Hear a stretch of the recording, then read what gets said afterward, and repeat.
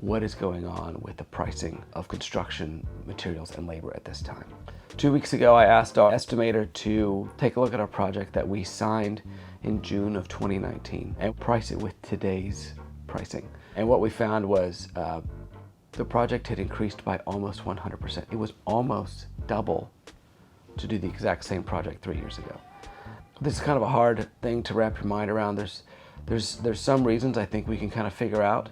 There's less materials available. A lot of the more cost-effective ones have been purchased and are just gone. A lot of manufacturers are simply unable to produce as many of the materials that they once did, and so they're producing less and they're producing fewer options. So as a business, they're thinking we're just going to produce the ones we can sell the most of for the most profit. Small bathrooms have become so expensive they're almost problematic to do as a one-off. Whereas 5 years ago, we did lots of hall bathrooms and one-off bathrooms.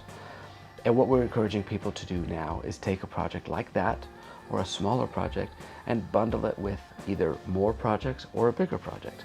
More projects could be, you're going to bundle it with 2 or 3 bathrooms and flooring, or you're going to bundle it with the kitchen or primary suite.